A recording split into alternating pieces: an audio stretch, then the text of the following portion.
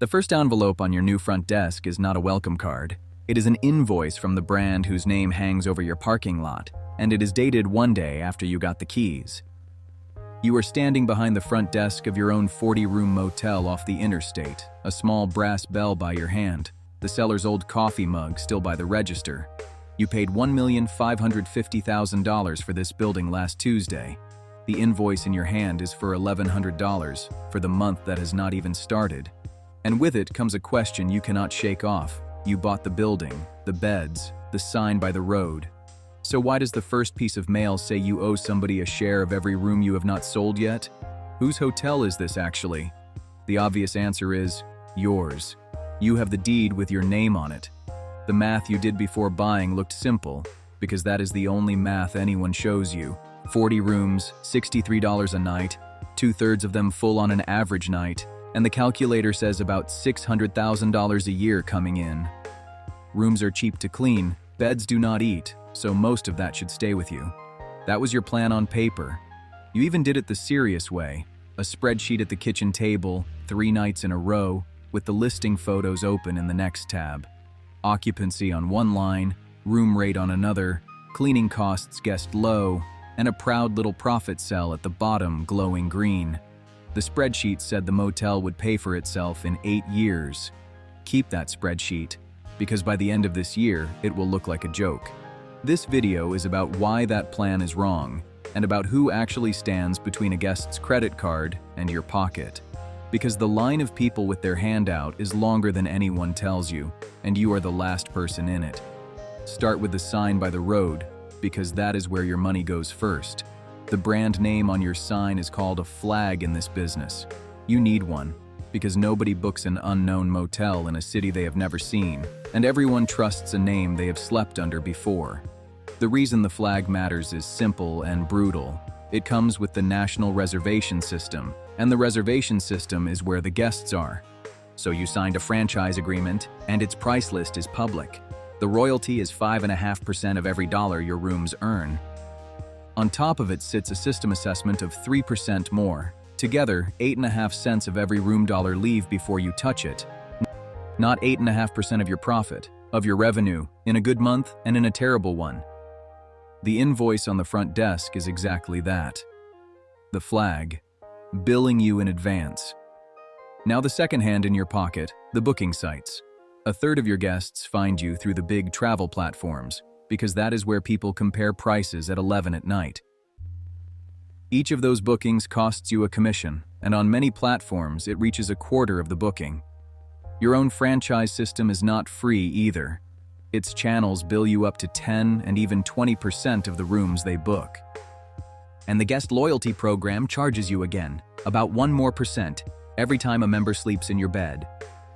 So the same $63 room earns you a different amount depending on WHO booked it, and you have almost no control over who books it. You watch it happen live one evening. A man at your own front desk opens a booking app, standing 3 feet from you, because the app once gave him a coupon. He books your room through his phone. That tap just cost you $16 of the 63, and he never even knew it. Nita, the woman who owns 3 motels down the highway, puts it to you flat at the diner. The room is yours, the guest is theirs. She has been buying guests back for 20 years, 1 loyalty card and 1 direct phone call at a time. Then the letter arrives that every owner learns to dread about 14 months in. It is called a property improvement plan, and it is not a suggestion. The flag inspects your motel and hands you a list of mandatory upgrades: new mattresses, new carpets, new lobby tile, new signs. The reason the list exists is fair on paper. The chain has to look the same everywhere. That is what the name is worth. But the bill is yours. $4,800 a room, $192,000 across your 40 rooms. Due on their schedule, not yours. Refuse, and they take the flag off your sign. And a motel with no flag disappears from the reservation system the same day, which means it disappears, full stop. You pay for someone else's standards with the money you were saving for your own roof. Nita has done 3 of these letters. She budgets for the next one the day the last one is finished. The third hand belongs to the people who actually run the place, and this one is fair, but it is bigger than you thought. Rooms do not clean themselves. You need housekeepers, a laundry that never stops, a handyman, and somebody awake at the desk at 3 in the morning, because motels sell sleep around the clock. The federal wage count for hotels says the average worker in this industry costs about $42,500 a year, and the average American hotel carries about 25 people on its payroll. You are small, so you carry 6, and you cover the day desk yourself. That is still $18,000 a month, every month, snow or sun. It is the single biggest bill in the building, bigger than the bank. The laundry room teaches you why. 2 machines run from 7 in the morning to 9 at night because 40 rooms produce a small mountain of sheets and towels every single day, and every towel passes through somebody's paid hands twice. Guests see 1 clean bed each. You see all 40, daily, with payroll attached. The only reason yours is not bigger, you moved into the 2 rooms behind the office, so the manager this motel pays is you, and the rent you pay is 0. The 4th hand you already know, but the size surprises you anyway. Insurance and property taxes together take about 6.5 cents of every revenue dollar. And the building itself bills you constantly, because 40 rooms means 40 of everything that can break. A water heater here, a roof patch there, Room 12's air conditioner dying in the first heat wave of June. Room 12 becomes your measure for everything. When money is good, Room 12 gets a new unit in a day. When money is thin, Room 12 stays closed, and a closed room earns exactly nothing while costing insurance, tax, and interest like every open one. That is the part the simple math never shows. Your costs run on 40 rooms whether you sell 40 or 26. The insurance agent makes the same point from the other side. He walks the property once a year with a clipboard, and he stops at the empty pool the previous owner closed a decade ago.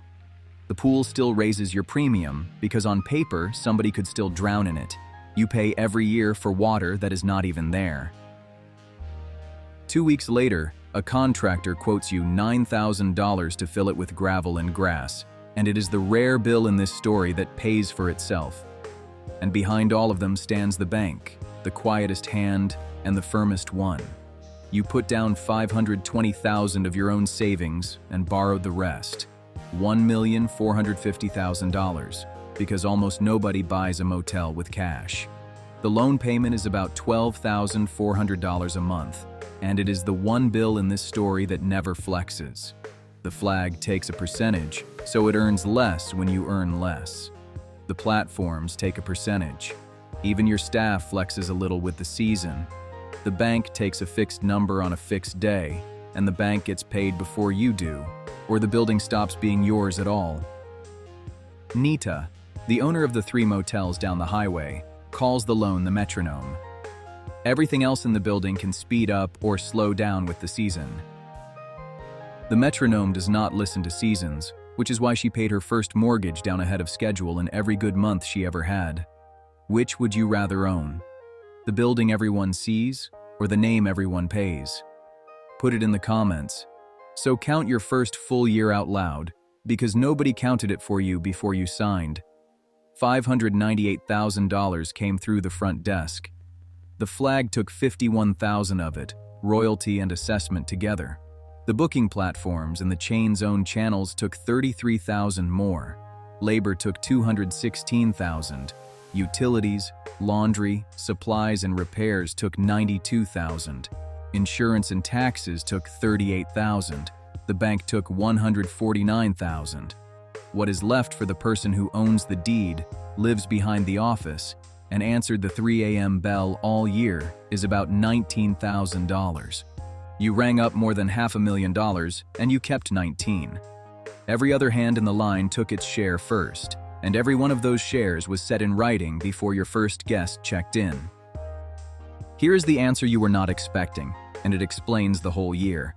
You went looking for who owns your motel, and the deed kept saying you. But look at where the money actually goes and a different picture comes up. One of the biggest hotel companies on earth reported $5.4 billion in fees for 2025. Not room revenue. Fees. Collected from owners like you for the name and the reservation system. Another giant runs more than 9,000 hotels under its brands and owns the building in about 46 cases. 46 out of 9,000. The 328,000 people who work inside its franchised hotels are employed by the owners, not by the brand.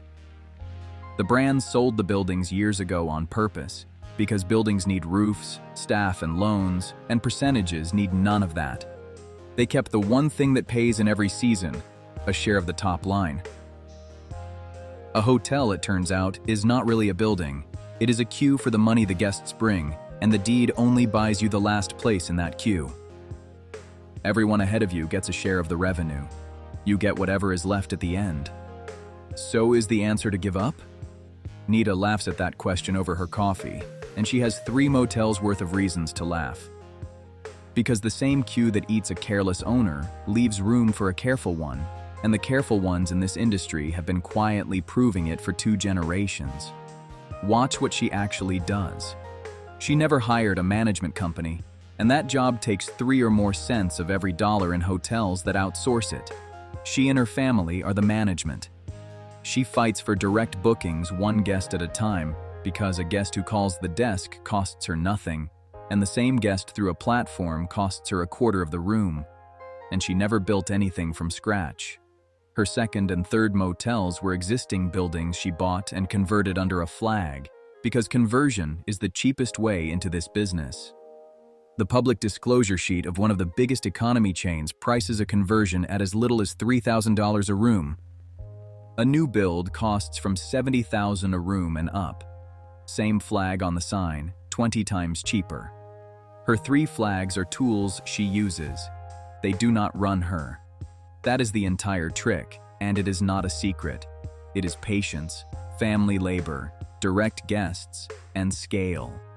Year 2 at your own desk starts to follow her playbook. Occupancy creeps to 71% because the reviews are yours now. The regulars start calling the desk directly, and the platform share of your bookings drops by 1/3, which alone is worth more than a new roof. Room 12 has a new air conditioner and your best repeat guest, a trucker who will not sleep anywhere else. The year closes near $58,000 for you, 3 times the first one, plus the apartment you do not pay rent for. The queue ahead of you did not get shorter. You just stopped feeding the hands that were optional and started collecting the guests that were yours.